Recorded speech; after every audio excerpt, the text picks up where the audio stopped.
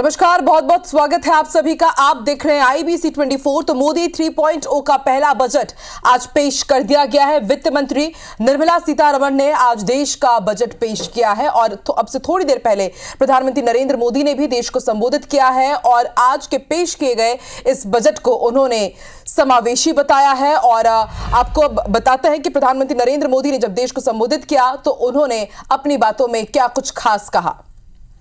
तो पर्यटन क्षेत्र पर विशेष फोकस दिया गया है, प्रधानमंत्री नरेंद्र मोदी ने यह बताया। और उसके साथ ही उन्होंने यह भी कहा कि शिक्षा के क्षेत्र में भी फोकस किया गया है। आज के इस बजट के साथ वित्त मंत्री की पूरी टीम को बधाई भी दी है प्रधानमंत्री नरेंद्र मोदी ने। छोटे किसानों की आय बढ़ेगी, इसकी जानकारी दी प्रधानमंत्री नरेंद्र मोदी ने। और हर बार जब भी वित्त मंत्री निर्मला सीतारमण बजट पेश करती है उसके बाद प्रधानमंत्री नरेंद्र मोदी भी देश को संबोधित करते हैं। इस दौरान उन्होंने बताया कि आदिवासियों को मूलभूत सुविधा से जोड़ा जाएगा। इस बजट के तहत उनके लिए भी प्रावधान किए गए हैं। इसके साथ ही छोटे किसानों की आय बढ़ाना है और इसी के हिसाब से ये बजट बनाया गया है। 3 करोड़ नए घर बनाए जाएंगे, ये भी जानकारी दी है प्रधानमंत्री नरेंद्र मोदी ने। तो प्रधानमंत्री नरेंद्र मोदी की बड़ी बातें क्या रही, किस तरह से आज बजट में सौगात मिली है, उसकी जानकारी प्रधानमंत्री नरेंद्र मोदी ने भी दी। और क्या कुछ सौगात मिली है पूरे देशवासियों को, उसको उन्होंने आज सभी के सामने रखा।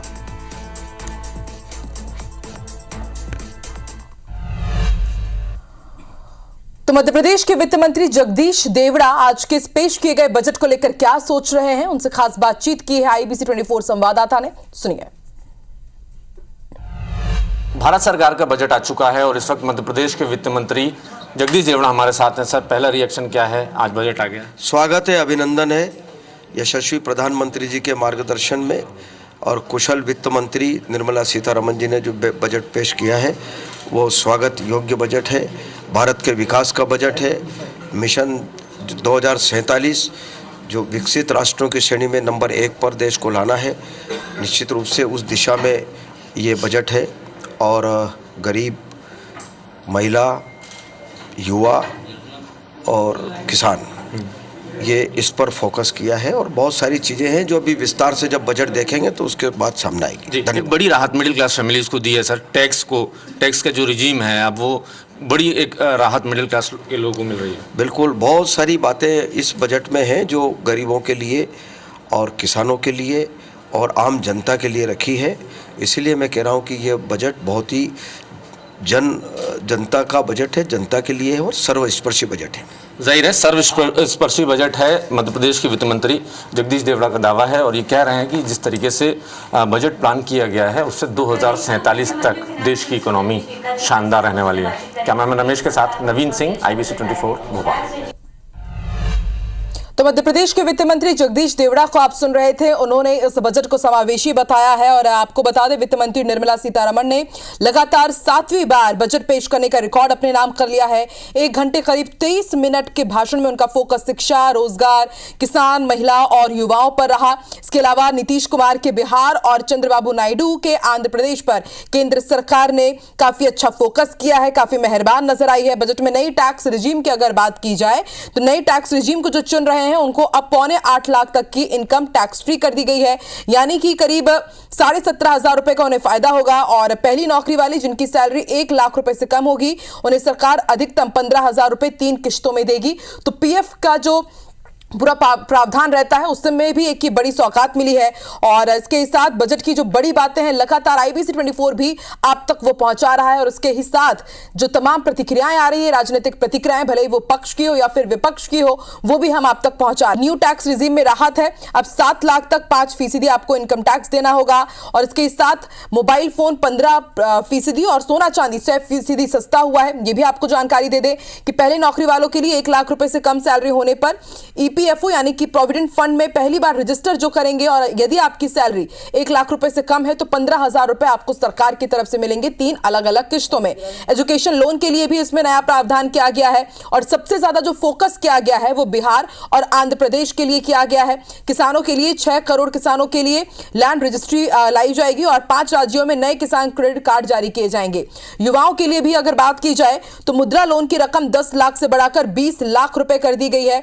और 5 राज्यों में जैसे कि हमने आपको जानकारी दी कि नए किसान क्रेडिट कार्ड जारी किए जाएंगे और इसके ही साथ एक बेहद बड़ी बात यह है कि 500 टॉप कंपनीज है उसमें 1 करोड़ युवाओं को इंटर्नशिप का वादा भी किया गया है आज के इस बजट में।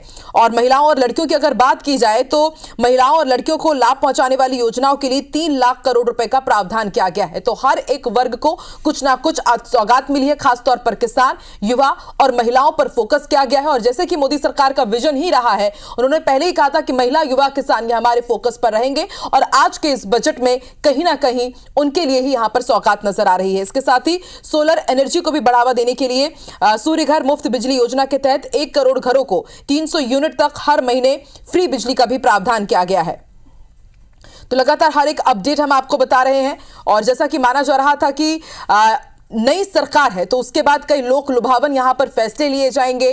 टैक्स रिजीम में हालांकि और भी ज्यादा राहत की बात सामने आ रही थी, हालांकि उतना ज्यादा राहत नहीं मिली है, लेकिन नए टैक्स स्लैब रिजीम को जो चुनेगा उसको जरूर करीब 17,500 रुपए का फायदा होगा। बजट में विकसित भारत का रोड मैप है, यह प्रधानमंत्री नरेंद्र मोदी ने कहा और यही वित्त मंत्री निर्मला सीतारमण ने भी अपने आज बजट की शुरुआत में कही। बजट में सरकार की 9 प्राथमिकताएं सामने आई हैं, वो प्राथमिकता क्या है वो भी हम आपको बता रहे हैं।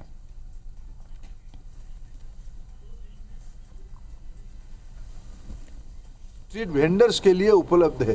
क्या सिर्फ कुछ राज्यों में रहेगा या पूरा देश में रहेगा? विपक्ष एक नकारात्मक मानसिकता से गुजर रहा है। विशेष करके कांग्रेस पार्टी लगातार तीसरी बार फेल हुई है। इसकी हताशा उनको सब चीज में दिखता है।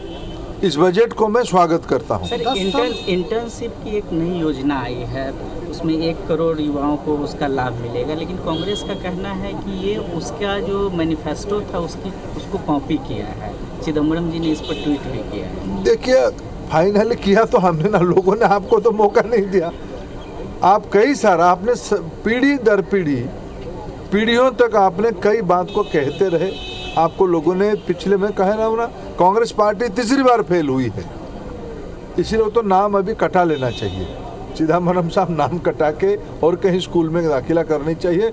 लोगों ने उनको रिजेक्ट किया है, हम लोगों के लिए काम किए हैं। और 10 साल में पहली बार फ्लड को भी एड्रेस किया गया है। बिहार के फ्लड से बहुत परेशानी लोगों को होती थी और इस सरकार ने 11,500 करोड़ रुपए देने का ऐलान किया है। मैंने वही कहा ना कि देश में पूर्वी भारत को महत्व मिला है। पूर्वी भारत की मेहनत का श्लोक देश की अर्थनीति। तो अब शिक्षा मंत्री धर्मेंद्र प्रधान को सुन रहे थे। उन्होंने यहां पर विपक्ष पर करारा प्रहार किया है। उन्होंने कहा है कि अब विपक्ष की आदत हो गई है कि वो हर चीज में कुछ ना कुछ कमी जरूर ढूंढते हैं। आपको बता दें, विपक्ष ने एक बार फिर से इस बजट को सिर्फ झुंझुना बताया है और लगातार तंज कसा जा रहा है जिस तरह से बिहार और आंध्र प्रदेश के लिए सौगात है इस बजट में। चलिए अब आपको सुनाते हैं मध्य प्रदेश के मुख्यमंत्री डॉक्टर मोहन यादव ने इस बजट पर क्या प्रतिक्रिया दी है। विकसित भारत का आधार पर जो बजट प्रस्तुत किया गया, मेरी अपनी ओर से बजट की बहुत बहुत बधाई। मैं माननीय वित्त मंत्री श्रीमती निर्मला सीतारमण जी को भी बधाई देना चाहूँगा, जिनके माध्यम से भारत की चमक और महंगाई दर पर कंट्रोल करने की जो भावना है वो परिलक्षित होती है। खास करके सरकार की 9 सूत्री योजना जो प्रस्तुत की गई, जिसमें कृषि उत्पादकता, रोजगार और कौशल प्रशिक्षण, आर्थिक विकास, समावेशी मानव संसाधन विकास और सामाजिक न्याय पर उनने पूरा बजट केंद्रित किया है। निश्चित रूप से यशस्वी प्रधानमंत्री के नेतृत्व में भारत दुनिया में अपनी एक नई पहचान कायम करेगा। ये बजट मध्य प्रदेश को भी अपने विकास के साथ कदम से कदम मिलाने के लिए मौका देगा। विकसित भारत में ही विकसित मध्य प्रदेश की संभावना भी छिपी हुई है। इस नाते से मैं पूरे बजट की अपनी ओर से बधाई देता हूँ, शुभकामना देता हूँ। तो आप सुन रहे थे मध्य प्रदेश के मुख्यमंत्री डॉक्टर मोहन यादव को। उन्होंने केंद्र सरकार को और वित्त मंत्री निर्मला सीतारमण को आज के इस बजट के लिए बधाई दी है और उन्होंने कहा है कि जाहिर सी बात है कि इस बजट के साथ अब भारत प्रगति के पथ पर और तेजी से बढ़ेगा। और इसके साथ ही उन्होंने कहा है कि आज का बजट देश के विकास का बजट है। बजट नया रिकॉर्ड कायम करेगा।